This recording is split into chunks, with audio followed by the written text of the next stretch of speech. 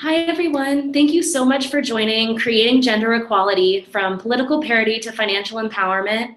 We're so excited to have you on this action-oriented webinar. And here at All In Together, we're so excited to welcome the Newman Group at Morgan Stanley to have this important conversation with us about the link between political parity and financial empowerment. Before we get started, I want to invite everyone to join the conversation. I have All In Together social media handles up. But another way to join the conversation is that we will be taking all of your questions throughout the webinar through the chat box.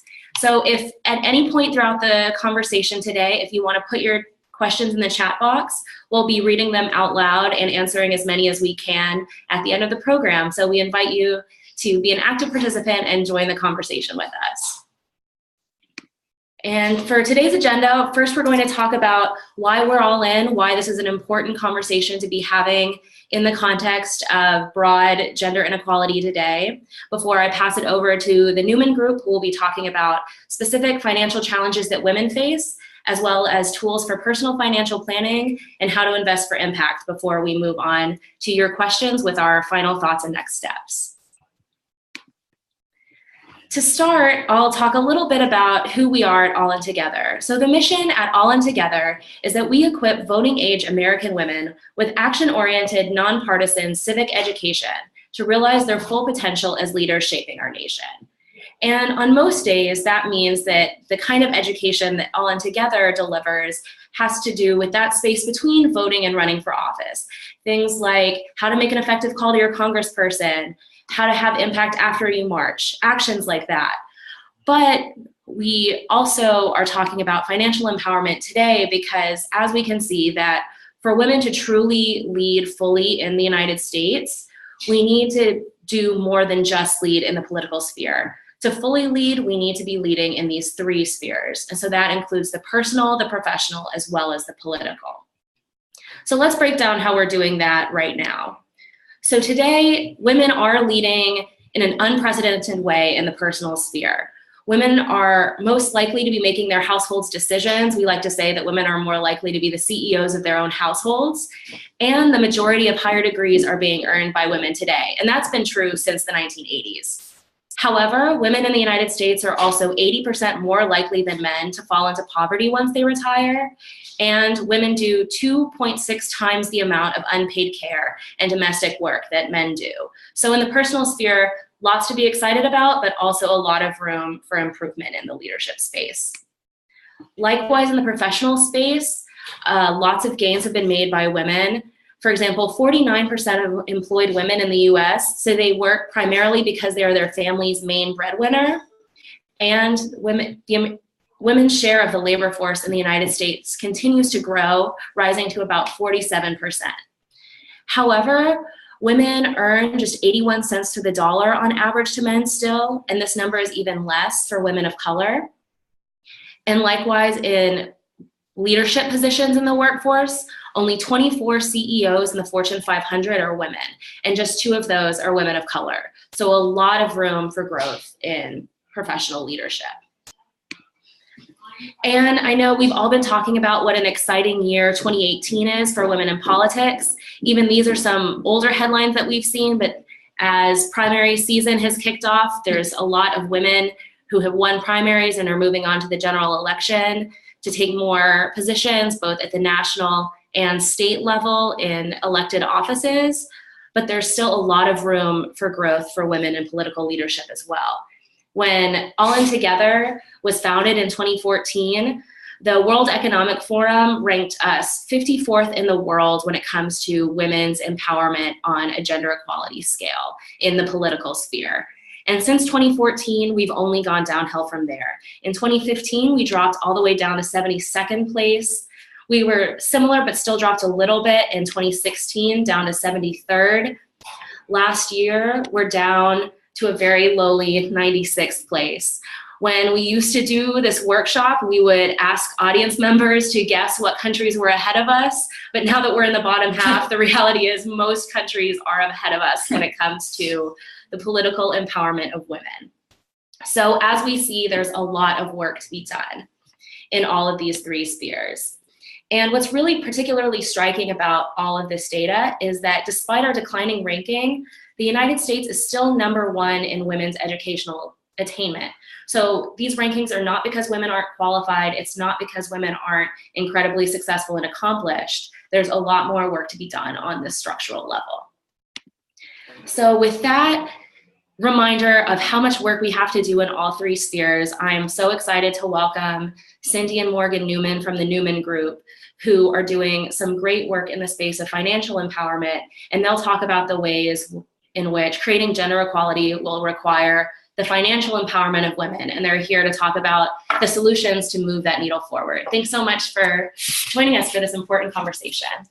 Thank you, Colleen, for inviting us to be part of this exciting webinar. Before I get started, I think, on how to talk about financial empowerment being a key to gender equality, I thought I'd spend a few minutes to tell you about our practice at Morgan Stanley.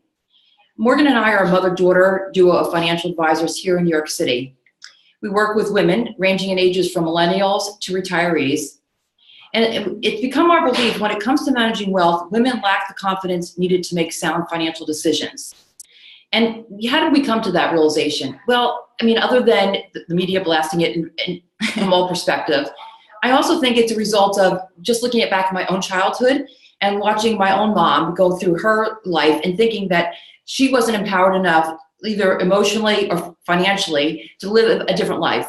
So as a youngster, I thought to myself, whatever challenges she faced, I want to ensure that those aren't for me. And how can you remedy that, and what I can do as an individual to help conquer those concerns. So what we decided was that when Morgan and I came together about 5 years ago, to fill this void, we developed a series of informative programs that were designed specifically to empower women and how to take charge of their finances. It became our mission, it's a large mission, to engage, educate, and elevate women when it comes to their finances. And we envision a world where every woman feels confident in her ability to make smart financial decisions. It's pretty encompassing. But it starts with programs like this, having the dialogue and the conversation through such things as the webinar and programs that we host. Because we feel it is with confidence women will have control over their finances, and with this control comes power. Because I think at the end of the day, the issues that we're facing from a societal standpoint with regard to All In and Me Too, that I think that it's about power and balancing the scales of power between men and women. And if you're financially empowered, you have more control and therefore more power. And I think before I get started on our slides, I wanted to draw reference to an article that I read recently. It was in the New York Times in the Sunday Review section on March 10th, and it was by Susan Chira. And for those of you that have access to it, I would really encourage you to take a look at it. The article was titled, "Money is Power, and Women Need More of Both." Think about that. They need more money and they need more power. She states in the article that while women are running for political office in record numbers and challenging the status quo from Hollywood to corporate offices, there is still one barrier yet to be toppled: money. In light of the times we're living in, I think there's a lot to be said about this. If you think about Me Too movement, it's all about embracing female empowerment, so women have their voice heard in their personal and professional lives. Without this a secure financial foundation, it's much more difficult, I think, for women to be empowered, and therefore they're more susceptible to endure abuse in their homes and workplace due to the lack of financial security. And I can certainly reference my own childhood when you think about that statement. So you ask, why don't women have the financial security their male counterparts do? Well, just like you see in the media, there are financial challenges that we face as a gender that our male counterparts don't. And before we get back to the slides, I just want to raise one other point. I think when we do conversations and presentations in front of women's groups, one issue I'd like to raise, I think is critically important when we talk about women and money, that I don't believe that women truly recognize their first relationship with money is built early on during their childhood and how money is handled in the household. So, and it's not a matter of whether you come from affluence, you come from middle income, or lower income. It's really about the dialogue around money and whether there is a dialogue around it and whether it creates stress or whether there's confidence and empowerment through it. And it's these dialogues and the relationship with money early in our childhood that we, particularly women being as emotional as we are, how we embrace it and how we carry it through in our adult lives. So if you find yourself in the predicament where you're spending more than you make, that you're adamant about paying down debt because you don't want debt, or whatever your financial hangup is, I think if you peel back the onion layer on how you got to that behavior, there's reasons for that go back to early childhood. So it's just the awareness and the conversation around how we relate to money that can help start to move you forward to make better financial decisions. So with that saying, let's move forward with regard to the slides. So we're talking about the fact that there's not gender equality from a financial standpoint.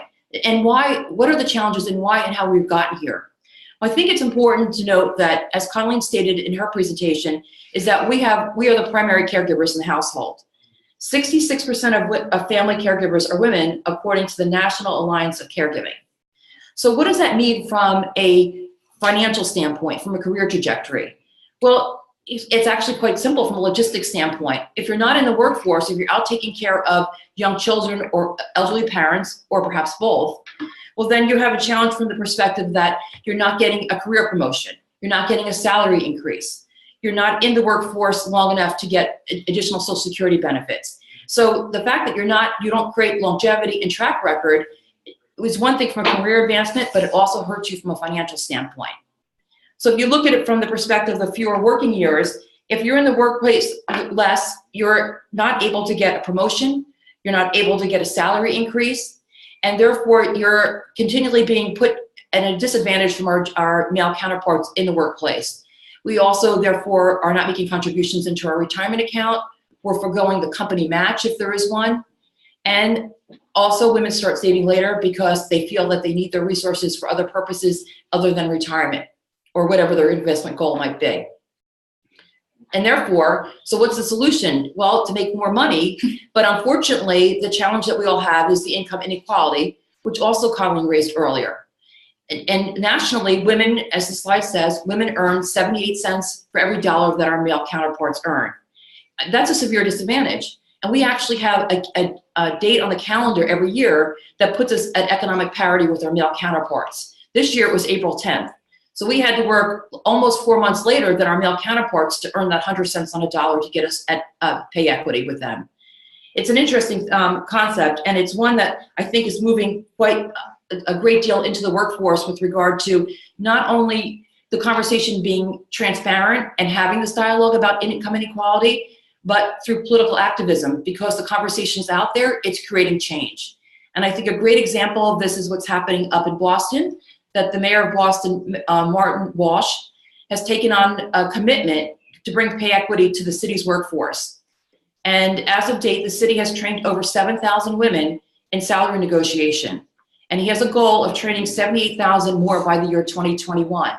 So it's quite a statement from a mayor of a big city within the United States about getting women to be have a voice with regard to salary negotiation. Additionally, Massachusetts is one of the states that has passed an Equal Pay Act, which was passed in 2016, and it goes into effect this July, which states that no pay discrimination can be permitted based on gender. So the conversation, the dialogue creates transparency, and transparency creates activity, and activity creates solutions. And the last of the choices that we have with regard to the last of the challenges we have is our risk tolerance as women. And this is a conversation that absolutely surrounds the investment arena, and we could have a lengthy conversation about this. But I think in light of time and the webinar purpose today, I want to say that this is a critical issue with regard to women, because women are great savers. We understand how to budget and how to run a household, but we're less likely to feel comfortable or confident to invest our money. And again, it gets back to the fact that there's not the dialogue around it in the household. It's not done through the educational systems, but yet our male counterparts feel empowered that they know how to do it and they're comfortable talking about it. And therefore, because we're not comfortable talking about it and having a conversation amongst ourselves, we have a tendency to be risk adverse. And I think the fear with this is that women feel that if they invest in the stock market, that they're going to get wiped out. I think that's the underlying concern. They're going to become the proverbial bag lady, and that they're not going to be able to live comfortably throughout the retirement years. And I'll say that, not that we want to make this an investment conversation, but it's very simple with regard to getting good returns over a long period of time and avoiding getting wiped out. And it's simply diversification, putting together a quality investment portfolio and diversifying it. Because in essence, think about who gets wiped out, which is the fear that you have. Well, think about it, the most recent event I think is a good example is the 2008 financial crisis and the meltdown of the financial markets. And yes, people got wiped out during that period of time. And who were those people? Well, those were the people that worked for the financial institutions, the industry that Morgan and I work in, and that not only backed up the truck and put a boatload of company stock into their investment strategies and retirement plans, but they also worked for these companies. So their financial net worth got wiped out and they also lost their job. So yes, you can get wiped out, but I don't think that if you went to an advisor or whoever your investment advice comes from, if it's a significant other or trusted relationship, that they're going to tell you to concentrate and put all your money or all your eggs in one basket. It never makes sense in any component of your life. It certainly doesn't make sense with regard to your investment philosophy. So diversification and high quality investments over a long period of time is going to be the solution to getting the returns you're going to need to get to your investment goals. Okay, so now we've told you what all the challenges are and how difficult it is with respect to us being on financial parity with our male counterparts and gender equality. Let's come up with some solutions. So the good news is one of the solutions is happening today because you've dialed into this webinar. And because you've dialed into the webinar, we're sharing with you this information of how not to financially implode yourself, how to financially empower yourself to speak up for salary increases, how to politically have your voice heard in the arena where you can vote or whatever it is that it motivates you from a political standpoint. But most importantly, you have to increase your financial literacy, empower yourself by having these discussions in many forums. So what else is out there besides something like a webinar? Well, what about the company you work for? Do they have a women's initiative within the organization that can gather your peers and you can have conversations surrounding financial topics, other topics that are relevant to your peer group that you can empower yourself in your lives? And if they don't have one, why not think about putting one in place within your organization? Be that voice. And then what about going to other financial programs? We run them all over New York City, and I know that other people do them as well. Go onto the internet and search out where financial programs are done and start to begin to build your financial knowledge. Because with your financial knowledge you become comfortable and confident, and you're going to empower yourself to make wise financial decisions. And once you get to that point, then you can move to the next point, which is creating a financial plan for yourself. And that's the way, regardless of what your stage of life is, whether you're a millennial getting started and trying to figure out how to pay your New York City rent and also pay off student loans, or if you're approaching retirement and you're behind the 8 ball and need to accelerate savings, or if you're comfortable and just trying to figure out how to turn your nest egg into an income retirement plan. Regardless of what stage of life you're at, there is a solution, and it's all about empowering yourself to have this financial knowledge and aligning yourself with someone to create a financial plan for yourself and then sticking with it. And you know what? A financial plan I equate it to a diet. Not much fun, but as long as you create it that it's doable for yourself and there's goals that you are attainable, not out of reach, and you stick with it, you're going to get to your investment and financial goals. So, and I think it's critical at this point in time to say that this is not that easy to do as an individual, and as a financial advisor, say that just think about having an advisor alongside of you if you're not comfortable making all these decisions on your own. Because at some point in time, life is not all rainbows and butterflies, as we know. And certainly we're going to have challenges with regard to life events. Some of them are stated here on the slide, whether it's divorce or widowhood. It could be disability. It could be job loss. There's a whole host of things that some of you have probably challenged yourself already through life. And if you're not financially empowered or have the ability to make financial decisions under these stressful situations, you can very easily sabotage yourself and blow up your financial plan.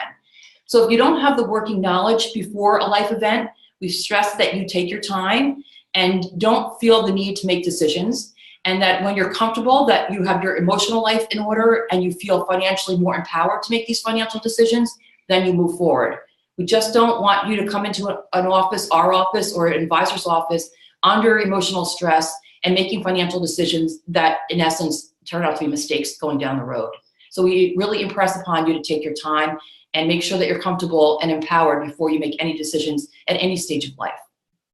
Okay, so we've now gotten you to the point where we've determined that, talked about empowering you financially, telling you what the challenges are, starting to build some basic steps with regard to creating a financial plan, and empowering you to create wealth. So guess what? We've now gotten to the point where you have wealth, and now you're going to decide what actually can I do with this to help support the cause of gender equality. Next slide. Sure. Thank you, Morgan. You're welcome.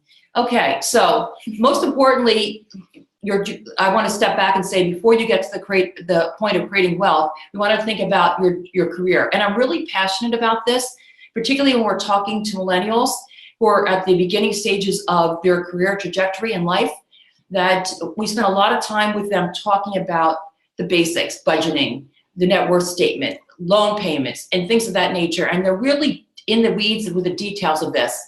And I think that's terrific. But they get caught up on saying, I don't have enough in my savings account for my emergency savings. I don't have enough in my retirement plan.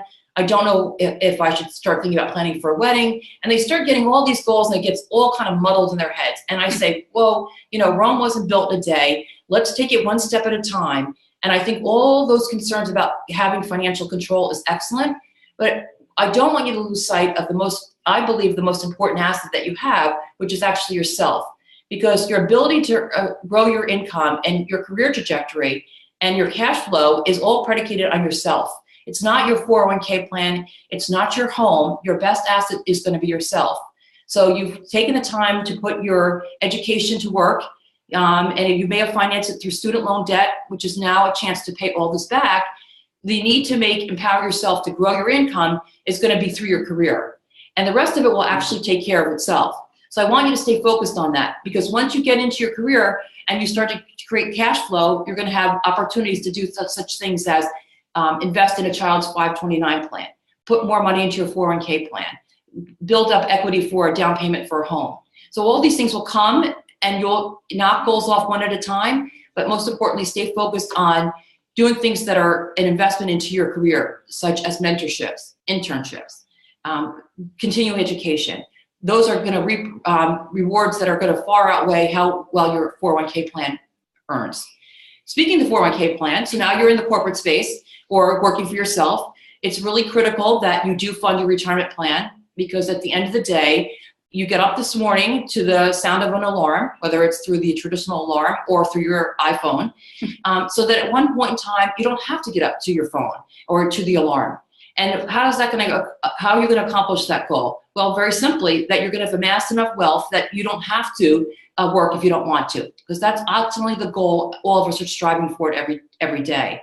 So the need to put money away, and because women, like we said earlier, are in and out of the workforce more than our male counterparts, we need for you to put money into the retirement plan. And we certainly want you to get up to the match. And if your company doesn't have a match, we've heard people say, well, then I'm not going to do it if they're doing it. But that's not the right answer, because you're only, in essence, shooting yourself in the foot. We really want you to put money away regardless of the match, because at the end of the day, that's going to be your retirement asset. And as you grow your income and your salary increases, we want you to be prudent about putting more money away.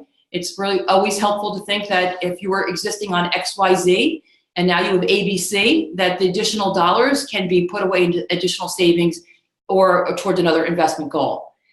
And we talked already about not putting all your eggs in one basket. Again, if you work for a publicly traded company, this slide highlights, again, not putting too much money in one spot. But most importantly, in your career trajectory, it's important that you look for the respect of putting money as much away as possible for retirement, but it's not your only goal, and there'll be times along the road where you're going to be funding simultaneous goals. And again, that will get back to having that financial plan intact so that you can accomplish the goal that you're trying to. Okay, so now we are ready, as I said before, to get to my last slide, which is Morgan's slide. Sorry. It's about you created wealth, and now it's about thinking about this wealth and how you can put it to work so that you can support gender equality in our lives. Thank you, Cindy. Okay, so every dollar you send into the world makes an impact. What do you want your impact to be? So your dollars have power, and every spending decision you make has repercussions to it. For example, I live in Brooklyn, which is a very diverse community. The recent incident at Starbucks caused many people in my neighborhood to boycott the local Starbucks and instead go to Black-owned coffee shops. So here's an example of how you can make an impact with your dollars in 2 ways. First, by not going to Starbucks, you're stating what types of companies you want to avoid. Ideally, enough coffee and Frappuccino drinkers take this stance, and that by impacting Starbucks sales and bottom line, they'll be forced to have more inclusive policies and better employee training. Second, you're also using your dollars to show your support for a company, here a coffee shop, that embraces and promotes diversity and entrepreneurism. This concept of making a difference with your dollars also holds true when it comes to investing. You can use your money in the stock market to support companies whose policies and values you agree with, and against companies with whom you don't. This is called investing with impact. Investing with impact combines your financial goals, whether it is saving for retirement or building wealth in the early stages of your career, with your impact goals. What are your values and what is important to you? For example, the recent Parkland school shooting has made many people want to take action against the gun industry. So maybe you've marched in protest, contacted your congressperson, and posted on social media. But have you thought about using your investment dollars to take action? After Parkland, pensions for states like California and New Jersey divested and sold their shares of companies related to the gun industry. The mutual fund company BlackRock is creating new mutual funds for investors looking to avoid companies that make or sell firearms for civilian use. And because of these measures, we're seeing companies respond. Dick's Sporting Goods, Walmart, and Kroger all said they would raise the age to 21 as the age required to buy a gun, along with other new policies. So making these types of investment choices isn't limited to big financial companies and state pensions. You also have the ability to use your investment dollars to make a statement either for or against something you believe in, and that is the concept of impact investing. Impact investing started in the 1960s. At the time, it was called socially responsible investing, or SRI. Originally, it was about not investing in certain companies, so either based on the industry that they were in, such as tobacco and firearms, or if they had certain business practice, such as if they were involved with the South African apartheid regime. Since that point in time, impact investing has evolved away from just excluding companies, but also to supporting companies that have good environmental, social, and governance practices. Environmental, social, and governance, or ESG, are the 3 central factors in measuring the sustainability and ethical impact of a company. For today's conversation, we're going to focus on the S and the G, social and governance, and how it relates to gender diversity and advancing women in the workplace. Earlier, we heard about the harsh reality of the gender pay gap that still exists in today's day and age. Women have a number of challenges in the workplace, whether it's working your way up the corporate ladder, effectively negotiating for pay raises, or having mentorship from senior women. Yet there are companies making active strides to solve these problems and create gender equality in the workplace. For example, take a company like The Gap. The Gap is a signatory to the UN Women's Empowerment Principle, and the company has over 40% of executive management are female. Or how about Accenture, which has set a goal to achieve a gender-balanced workforce by 2025 and has implemented numerous programs aimed at attracting, advancing, and retaining women employees.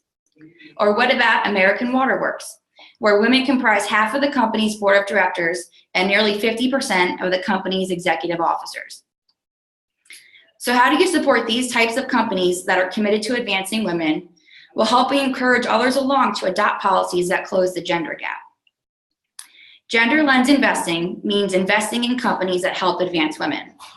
A gender lens looks at factors such as how many women are on the board and C-suite positions, what is the parental leave policy, is there an employee resource group, etc. Using a gender lens as a screen, you can weed out companies with poor gender diversity policies, as well as support companies that have strong gender diversity policies. So furthermore, in addition just to supporting companies with good gender policies, gender lens investing makes business sense. Christine Lagarde, who leads the International Monetary, the IMF, made a splash when making a statement about the 2008-2009 financial crisis when she said, "What would have happened if Lehman Brothers had been named Lehman Sisters?" Companies where women are better represented on corporate boards and in senior management perform better. It's something we all may know, but research has proven and shown that companies with greater gender diversity have higher returns and less volatility than their lower diversity peers. Now, I'd be amiss in this conversation if I didn't mention the Me Too and Time's Up movements. You as a shareholder of a company or the mutual fund that you're invested in has the power and ability to create dialogue with companies above and beyond the number of women at senior levels. We're now seeing mutual funds talking to companies about how their board is handling the Me Too movement and the active measures they are taking. One fund company has an open resolution with Nike to tie executive compensation to workplace diversity. Another fund company has filed several resolutions in recent years, and 13 companies have agreed to improve their disclosure process around gender pay ratios. Because of this shareholder advocacy, we've seen companies such as Bank of America and Wells Fargo reveal their gender pay differences, as well as for minorities. By creating more transparency and having more women in the workplace, we start to see organizational behavioral change, leading to better corporate culture and better, stronger governance, creating an environment where women can thrive in the workplace. So you might be asking yourself, by doing gender lens investing, I can support women in the workplace, I can benefit financially, and I can help make change with the Me Too movement. So how do I do it? There are an increasing number of investments available to you, whether it's mutual funds, exchange traded funds, or asset managers that invest with a gender lens. I know a lot of us, the primary way of investing is through our company retirement plan, our firm's retirement plan. So if you're interested in adding a gender lens investment into your plan, be sure to talk to the appropriate person that either runs the plan or in human resources to get that in there for you. We encourage you to talk to your financial advisor about incorporating a gender lens into your investment portfolio. For those of you that are just getting started in the world of investing, Morgan Stanley's online platform, Access Investing, has a gender diversity screen that you can opt into. If you have further questions on gender lens and impact investing and how to incorporate that into an investment strategy, please don't hesitate to reach out to Cindy and I. We're going to put up our website at the end of the program shortly. And you can go there. We have more resources. Some of the stuff that you see on this screen now is up on our website, other resources as well that goes further into these issues of gender diversity and advancing women in the workplace. So if this is something that's of interest to you, we look forward to continuing the conversation. Great. Thanks, Morgan. So Morgan spent some time informing us on how our investment dollars can make an impact. So we want to conclude, before we break open for questions, we want to conclude how political parity and financial empowerment can lead to gender equality. How do we surmise all this? Well, let's circle back to what Colleen had said about the 3 prongs of women leadership in America. Political. So All In Together is that resource. It'll get you politically involved to help affect change, whether it's through voting, running for office, or letting your voice be heard to your representative. Visit their website to find out all ways that you can get involved from a political standpoint to affect change. Then personally, well, that was me. I talked to you about financially empowering yourself to affect change. Because I want to stress, without financial security, it makes it much harder for women to stand up for their rights in the workplace and home. So the more financially empowered you are and sound you are, the more in control you are, the less likely you're going to take the mental and physical abuse in any setting that you're confronted with.